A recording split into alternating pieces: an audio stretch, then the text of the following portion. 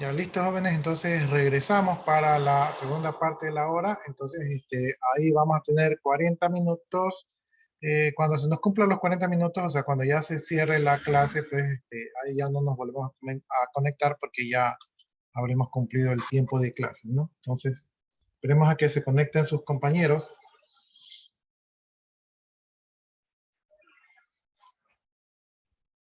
Ya, entonces estamos analizando algunas implementaciones de estructuras repetitivas.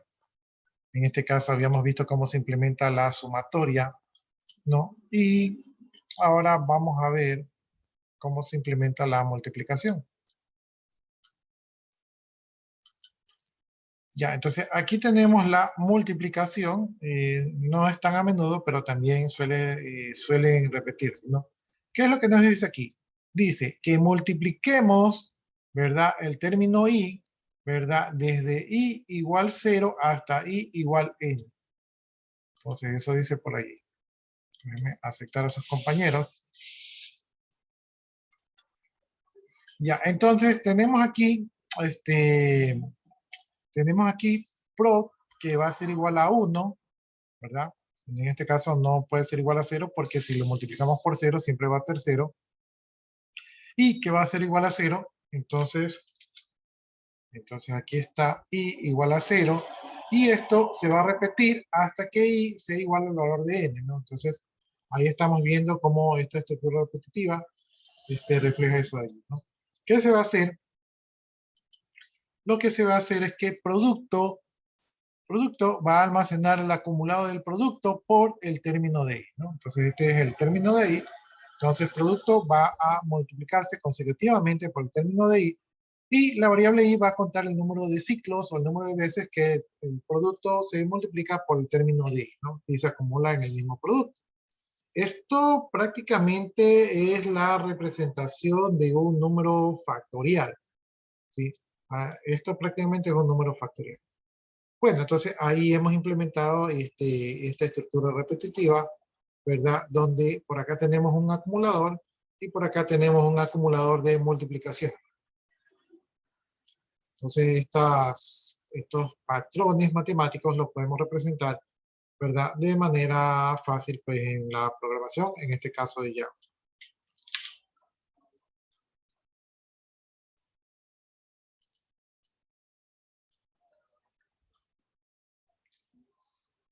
Dice, calcular el seno en los puntos resultantes, dividir el intervalo de pi. Ya, ahí estamos viendo ecuaciones matemáticas para implementar, ¿sí? En este caso, no las veo tan pedagógicas, ¿verdad? Aquí tenemos divisiones. Y aquí está haciendo, esas fórmulas matemáticas que vimos aquí están implementadas pues en ya un código de Java, ¿no? Aunque este no parece el código de Java, este es un pseudocódigo, ¿sí? Aquí tenemos la solución en pseudocódigo. Y por acá tenemos implementado el pseudocódigo ya en un programa de Java, ¿no? En este caso no me parece tan importante ese de ahí. Ya, pasamos entonces a una nueva estructura repetitiva que se llama do-while, ¿no? Entonces, se parece al while, ¿verdad? Pero varía en una pequeña cosa. Entonces, vamos viendo el do-while de qué se trata. Dice, es similar al while, ¿verdad? Las instrucciones dentro del ciclo se ejecutan n número de veces hasta que se cumpla una condición, pero al final. Entonces, yo aquí en el do while, este es el inicio, ¿verdad? Este es el fin. Esto de aquí vendría a ser el cuerpo del bucle y todas las instrucciones que están en el cuerpo del bucle se repiten, ¿verdad? Entonces aquí esto se lee así, hacer, ¿verdad? Do es hacer. Entonces, ¿qué vamos a hacer? Vamos a hacer todas estas instrucciones, ¿verdad? ¿Hasta cuándo las vamos a hacer? Las vamos a hacer mientras esta expresión sea verdadera, ¿no?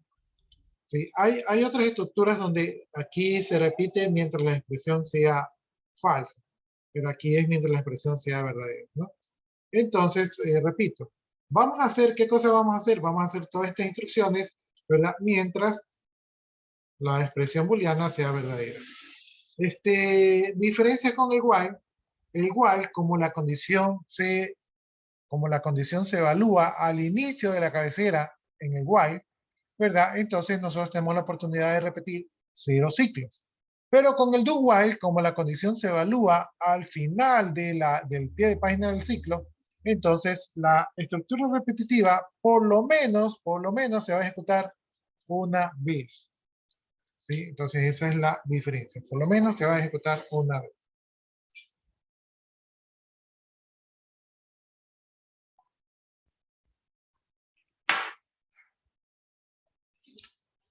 Ya, entonces esa sería la diferencia.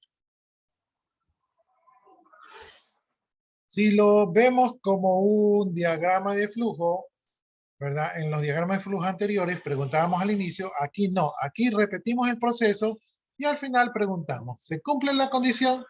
¿Verdad? Si en este caso, si la condición es verdadera, se sigue repitiendo, ¿verdad? Estamos en ciclo. Pero si la condición es falsa, pues se continúa con el flujo normal del programa, ¿no? Entonces aquí se declara un valor de tipo entero, una variable Boolean, ¿verdad? Y se dice lo siguiente, vamos a hacer, ¿qué vamos a hacer? Lo que vamos a hacer es que vamos a imprimir por pantalla que se escriba un número entero, menor a 100, dice, ¿verdad? Luego, valor va a recibir el valor leído por el teclado de un número entero, ¿no? Next int es el siguiente entero, ¿verdad? Y esto se va a repetir mientras el valor sea mayor o igual a 100, ¿no? Entonces, si el valor es mayor o igual a 100, ¿verdad? Esto se sigue repitiendo.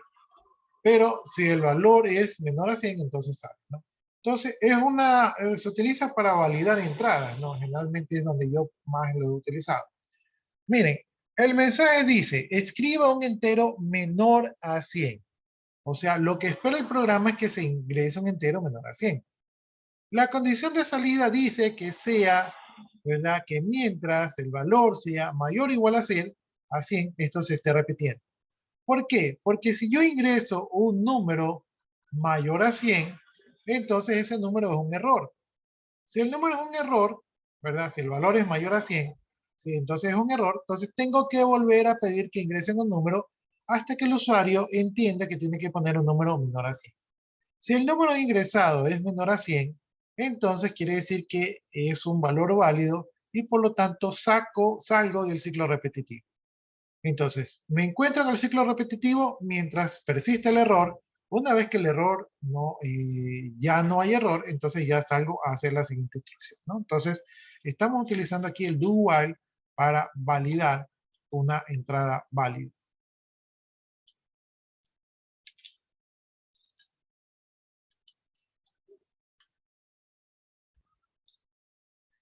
Ya, aquí tenemos ya el programa, dice valida el input, ¿no? Entonces así se llama la clase valida input, aquí está el programa main, ¿verdad? Aquí inicializamos valor, que es de tipo entero. Aquí definimos una variable in, que va a ser de tipo scanner y que me va a permitir una entrada desde el sistema.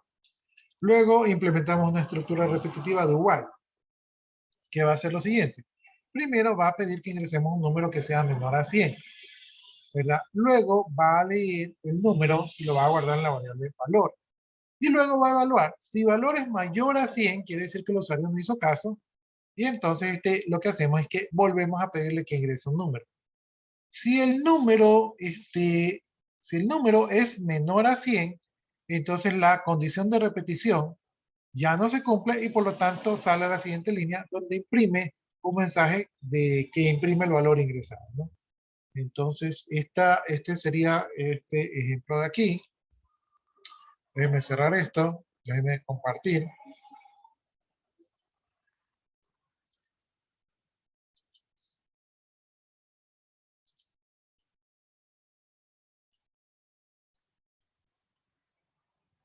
Ya, entonces, el ejemplo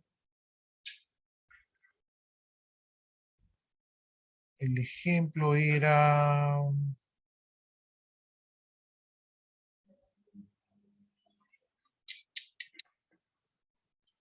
Creo que era este, valida input.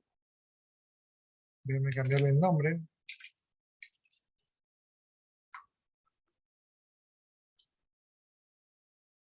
Ya, aquí lo voy a poner, pero como ustedes ya saben, en esta versión hay problemas para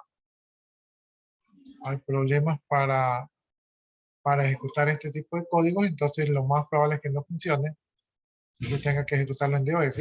Igual, de todas maneras, lo voy a ejecutar.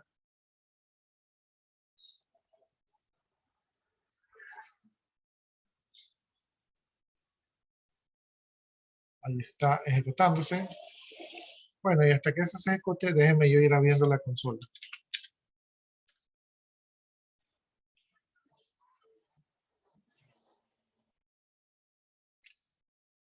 Ya, ahí me dice que escriba un número menor a 100. Ahí voy a tratar de escribir el número, pero hasta ahí nomás llegué porque no puedo, ¿no? Entonces acá me voy directamente a la consola para ejecutarlo por DOS. Llegó Damián Rodríguez, déjenme ver si le he puesto asistencia.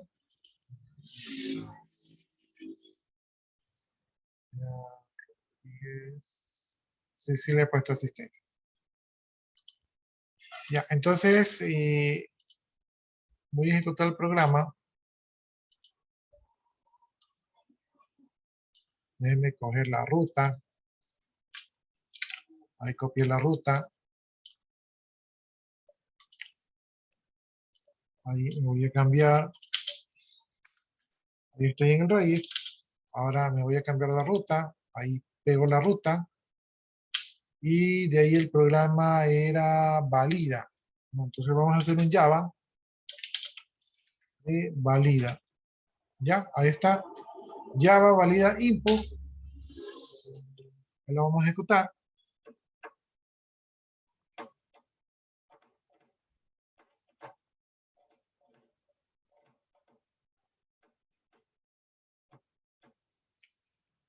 Ya, ahí me dice que escriba un número entero menor a 100. Digamos que yo pongo el 111, ¿verdad? Me vuelve a pedir, digamos que pongo el 300. Me vuelve a pedir un número, digamos que pongo ahora el 65, 56, perdón. Y cuando pongo un número válido, en ese momento ya me deja de preguntar, ¿no? Entonces, la rutina se repite mientras yo no cumpla lo que me piden, lo toma como que si fuese un error y me vuelve a pedir, ¿no? Entonces, ahí está la ejecución del programa. Déjenme compartírselos. Valida input se llama. Ya, ahí les envié por el chat el valida input. Ya, preguntas, jóvenes, hasta ahí, ¿alguna inquietud?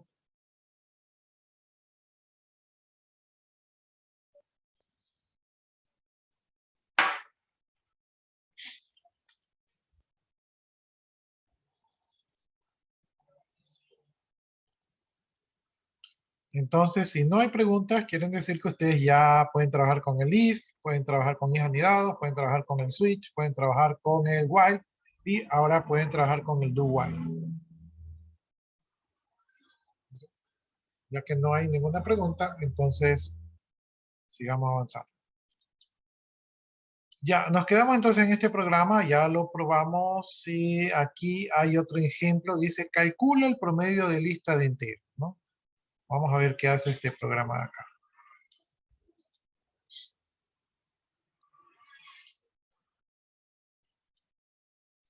Tenemos una clase que se llama promedio. Dentro de la clase tenemos un método main, que es el que se va a ejecutar. Dentro del método main tenemos que utilizar la variable n, ¿verdad?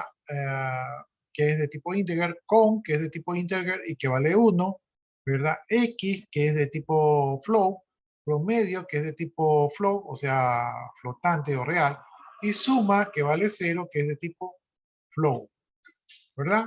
Entonces, ahí tenemos un sinnúmero de variables que están definidas de manera horizontal. Ya, noten ustedes aquí que el punto y coma es para indicar que esta es otra instrucción, ¿sí? No necesariamente lo tengo que poner en la línea abajo, pero se ve mejor cuando lo pongo en la línea abajo. Y noten ustedes que cuando aquí digo que tengo una variable, de tipo integer con coma puedo ir definiendo más variables, ¿no? Entonces, este formato también es válido. Bien, luego defino una variable int que es de tipo scanner que permite, que es una instancia, es un objeto de la clase scanner que permite la lectura por el teclado. Luego manda dos pantallazos, ¿verdad? Tiene un printf. Entonces en este printf pues muestra el promedio de los números enteros y cuántos números. Y luego tengo que n es igual a el siguiente entero que se lee por el teclado. Entonces aquí hay un entero que se lee por el teclado.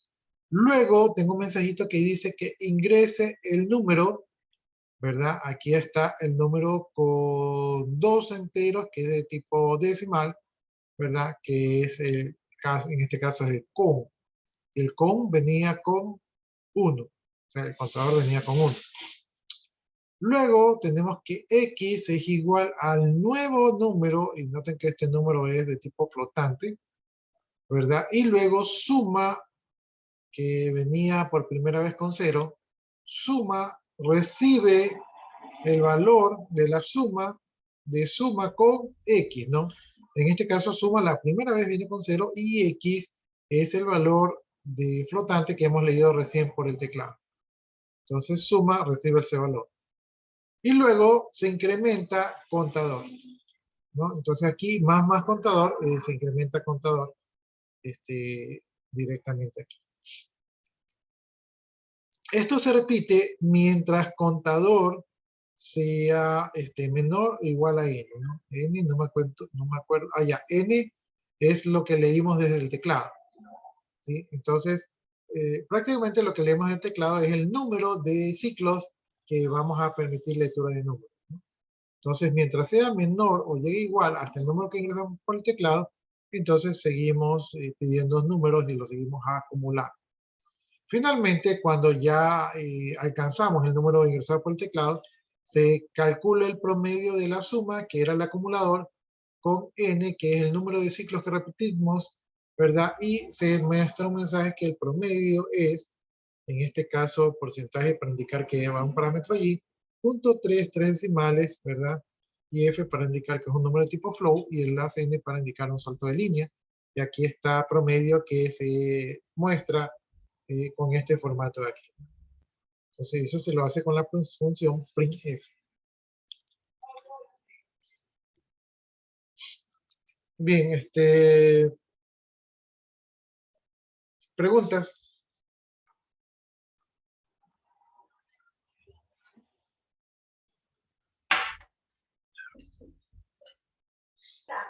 Cuando el más está anterior al contador, eso es un decremento. No, eso es un aumento, pero sin el contador, ¿verdad? ¿O es lo mismo? Se aumenta el contador. ¿Sí? En este caso da igual que lo pongamos antes o después, porque el contador no está, en esta expresión, no está involucrado en una operación matemática. Pero si el contador estuviera involucrado en una operación matemática, ¿verdad? Aquí primero se incrementa el contador, ¿verdad? Y luego se hace la operación. En otras ocasiones hemos visto que primero se utiliza el valor del contador y luego se le incrementa, ¿no? Pero en este caso, al no estar involucrado en una operación matemática, ¿verdad? Da lo mismo, ¿no? Aquí lo que hace es que cuando llega a esta línea del programa, lo que hace es que incrementa el contador en 1, ¿verdad? Entonces, a la final, allí el contador queda incrementado en 1. Por acá, me pareció que había un contador.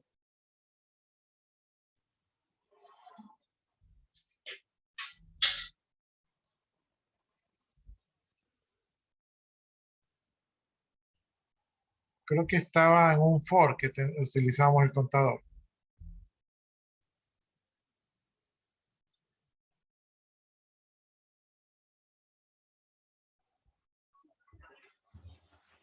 Ya me está traicionando la mente. Bueno, si seguimos más abajo, sí había un contador por acá.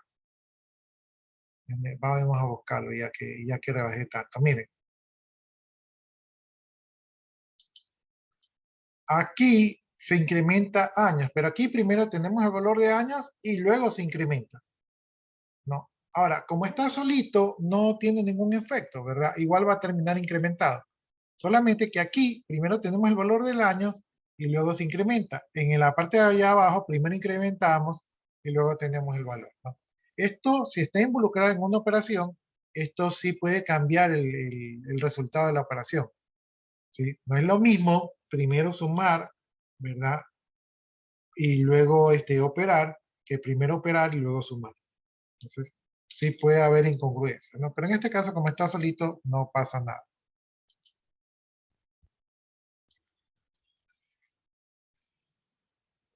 Pero no pasa nada en este caso. Claro, mientras no sea operación matemática, ¿cierto? ¿Sí? Mientras no esté involucrada en una expresión matemática, no pasa nada. Simplemente yo pienso que el autor lo hace allí como para crear un poquito de duda, así como justamente usted preguntó, ¿verdad? Ya, entonces ahí estamos con este programa. Eh, Creo que el otro sí se los copié. Entonces si no hay más preguntas, vamos a revisar el programa.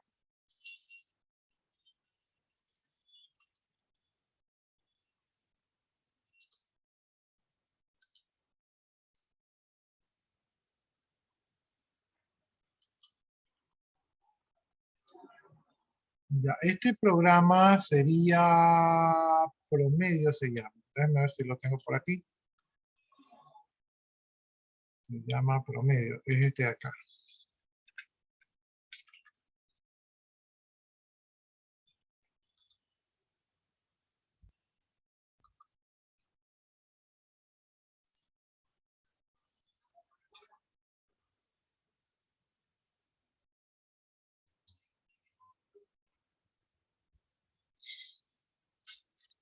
Ya, aquí yo, como ya les dije, pues no puedo correr el programa aquí porque no funcionan las lecturas,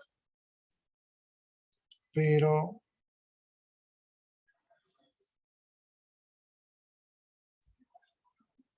sí, aquí tenemos el programa, pregunta cuántos números vamos a repetir y se repite con un do while, ¿no? Y al final muestra el promedio. Entonces, aquí está el programa, ¿verdad? Déjenme borrar aquí dice, déjenme borrar aquí los comentarios.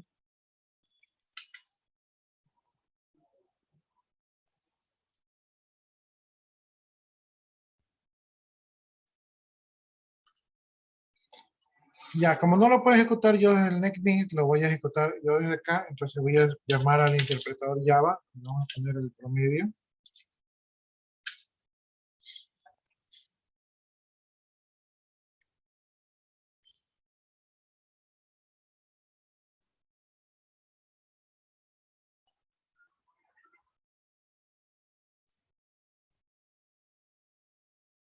Ya, ahí me pide cuántos números, digamos que voy a poner 5 números, ¿no? Entonces, ¿cuántos números? 5.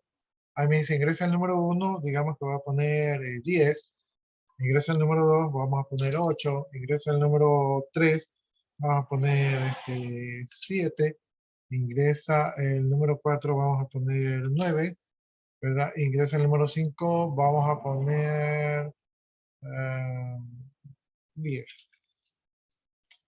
Ya, dice, el promedio es 8.8, ¿no?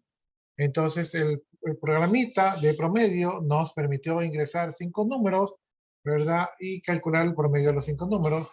Ahora vamos a ingresar nada más 3 números. Vamos a esperar que me pregunte.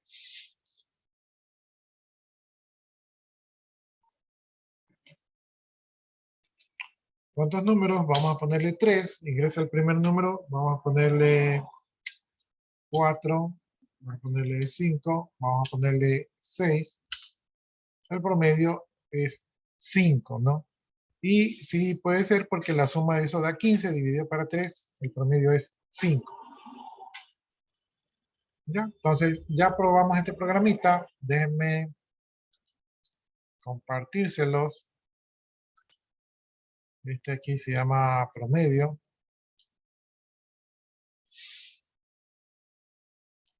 Ya, ahí les envié entonces el programa de promedio.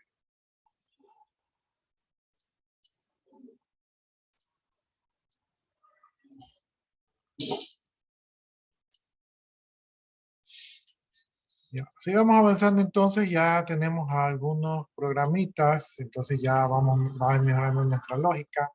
Y entonces pasamos a otra estructura repetitiva que se llama for, ¿verdad? La estructura repetitiva for permite repetir un grupo de instrucciones un determinado número de veces, ¿no? La diferencia con el while y con el do while es que con el while y con el do while tenemos condiciones de salida. Pero con el for nosotros generalmente lo implementamos cuando conocemos de antemano el número de repeticiones que tenemos que realizar, ¿no? El formato del for funciona así. La palabra reservada for, ¿verdad? Tenemos una variable inicial o la inicialización de una variable de control. Tenemos una condición de salida del bucle o una condición de repetición del bucle. Y tenemos una sección para el incremento de la variable de control, ¿no? De allí tenemos el cuerpo del bucle que va desde que se abre la llave hasta que se cierra la llave, ¿verdad? Y lo que está en el cuerpo, y lo que está en el cuerpo del bucle, es decir, lo que está entre esas dos llaves, ¿verdad? Son las instrucciones que se van a repetir. Dice que en este tipo de estructura repetitiva se puede inicializar la variable de control, ¿verdad? Y dice la condición del ciclo se compara con una variable límite, ¿no? Entonces aquí, y la, la expresión paso se actualiza la variable del ciclo, es decir que la ventaja también del for es que nosotros no tenemos que incrementar la variable de control, sino que esta solita se incrementa. Déjenme borrar todas esas líneas. Ya, entonces podemos utilizar for, podemos inicializar variables allí y las variables automáticamente se incrementan sin que nosotros hagamos nada. Acá tenemos un pedacito de código donde inicializamos la variable i con 5. Luego tenemos nuestra estructura repetitiva que mientras i sea menor o igual a 10, entonces mientras esta condición sea verdadera se va a repetir. ¿No? Como i viene con 5 y se repite hasta que sea menor o igual a 10, y va a repetirse, ¿verdad? Valiendo 5, 6, 7, 8, 9 y 10. Entonces aquí se va a acumular en sum, se va a acumular la suma, ¿verdad? De la suma de 5 ciclos, que en este caso i valdría 5, 6, 7, 8, o no, miento. Ah, no, sí, aquí está acumulando ya. Y viene con 5, entonces la suma guardaría el valor de 5, 6, 7, 8, 9 y 10. ¿No? Entonces eso se acumularía en suma, ¿verdad? Y por acá tenemos el incremento de i, ¿verdad? Noten ustedes que aquí tenemos primero i y luego lo sumamos. Entonces ahí tenemos el incremento de i. Bien, esto sería si lo implementamos con while, pero si lo implementamos con for, ¿verdad? Con for, hacemos for, inicializamos la variable, que en este caso i, que es de tipo integer y que va a comenzar con 5. El bucle se va a repetir mientras i sea menor o igual a 10, y en cada ciclo i se va a incrementar en 1. Entonces, la manera como se implementó acá, ¿verdad? La inicialización está en la misma cabecera del bucle. La condición de salida está en la cabecera del bucle y el incremento de la variable de control está en la misma cabecera del bucle. Por lo tanto, con for, la escritura del ciclo puede ser más simple, ¿no? Obviamente habrá momentos en que utilicemos el while y habrá momentos en que tenemos que utilizar el for. En este caso, para este ejercicio, parece que el for es más limpio. ¿Sí? Ahí me acaba de avisar que nos quedan 10 minutos. Entonces, cuando se completen los 10 minutos, se cierra la sesión y ahí sí nos quedamos desconectados.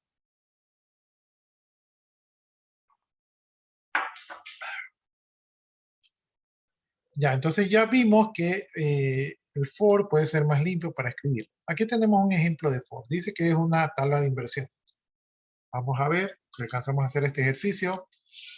Tenemos una clase que se llama tabla de inversión, tenemos su procedimiento main y tenemos en este caso como constantes, tenemos tasa que es igual a 5 y tenemos inversión inicial que es igual a 10.000, ¿no? Van a ser de tipo doble y como tienen la cláusula final, pues entonces quiere decir que no se puede modificar, o sea, funcionan como constantes. Luego tenemos inversión. Inversión es igual a la inversión inicial, eso es 10.000. Va a ser de tipo doble. Luego tenemos un mensajito que dice que se ingrese el número de años, ¿verdad? Aquí tenemos el A, aquí tenemos el las U para conocer, para imprimir el código Unicode, 00 a 4, que ha de ser la ñ. Entonces aquí dice que se ingresa el número de años. De aquí se permite, se define, mejor dicho, un objeto tipo int que va a ser de tipo scanning que permite la lectura por el teclado. Luego se crea una variable que se llama n años, ¿verdad? Que va a ser de tipo integer, o sea que representa el número de años, pero como siempre que ustedes programen, siempre tienen que evitar las tildes y las ñes, entonces por eso se definen las variables así. Y eso va a ser igual a la lectura del siguiente número eh, entero que se permita entrar por el teclado, ¿verdad? Luego tenemos un for. Este for, ¿verdad? Tiene la variable ano, ¿verdad? Que es de tipo integer y que se inicializa con 1 y está inicializado aquí dentro de la cabecera. Y este for se va a repetir mientras ano sea menor o igual que n anos, que fue leída por el teclado, ¿verdad? O sea, se va a repetir el número de veces que nos indique el usuario desde el teclado. Y luego ano se va a incrementar automáticamente en cada ciclo en 1, ¿sí? Dentro del cuerpo de for, ¿verdad? Tenemos una variable llamada interés que va a ser de tipo doble, que va a ser igual a la inversión. Inversión era igual a la inversión inicial, que era 10.000 para el primer ciclo, por la tasa que era 5 dividido para 100. Es decir, que la inversión va a tener un incremento del 5%. ¿Sí? Bien, aquí tenemos los intereses. Luego, la inversión va a sumársele los intereses calculados, que eran el 5%. Entonces, esos intereses, ¿verdad? Inversión más los intereses va a dar un valor y ese valor se va a guardar en inversión.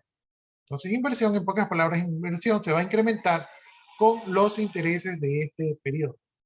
Luego se va a imprimir, ¿verdad? El año y la inversión. No, el año se va a imprimir en 4 dígitos, ¿verdad? Y la inversión se va a imprimir en 10 enteros, perdón, en 10 posiciones con 2 decimales, ¿verdad? De tipo flotante y luego un salto de línea. Entonces, déjenme ver cuánto nos queda. Ya nos quedan 6 minutos, entonces sí hay chance.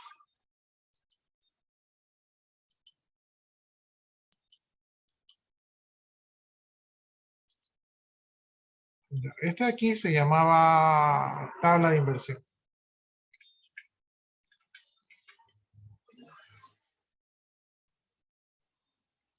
Vamos a verlo aquí. Sí, esta es la tabla de inversión. De una vez se las voy a copiar para que lo tengan, para que puedan descargárselo porque ya mismo se cierra.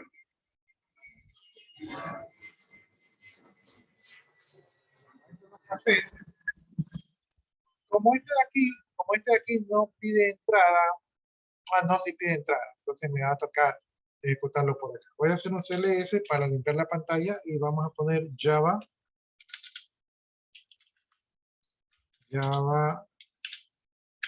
tabla de inversión. ¿Sí? Ya me di cuenta que sí pide entrada, entonces no lo puedo ejecutar por el NetBeans. O sea, no lo puedo ejecutar por el NetBeans porque está utilizando el compilador Marvel. Pero si utilizo el compilador anterior, que es AND o que es no me recuerdo el otro, Mable, algo así es, ahí sí ejecuto. Ya, ingresa el número de años, vamos a poner 5 años, vamos a poner.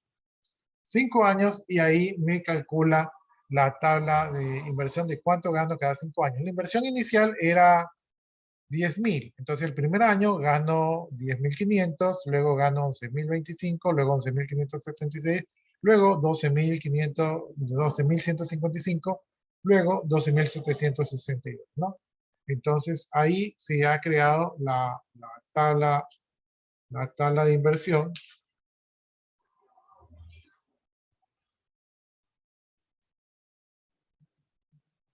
Lo vuelvo a ejecutar. Ahora vamos a poner en 20 años. Vamos a ver cuánto gano en 20 años.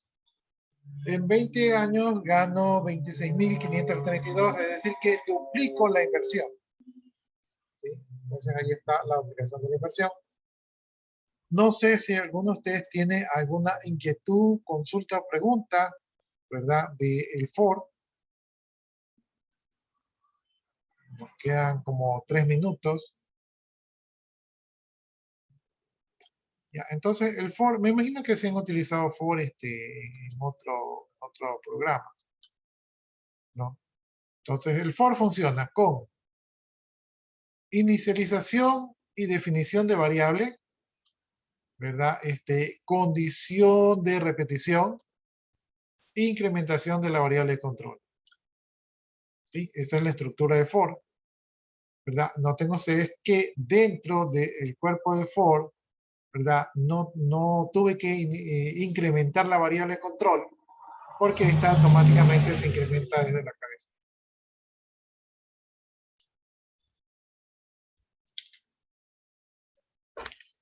¿Preguntas, jóvenes? ¿Dudas, inquietudes?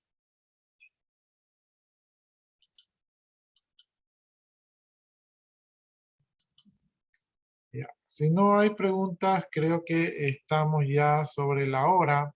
Nos vamos a quedar hasta allí. Copien, bajen los programas porque ya me voy a desconectar.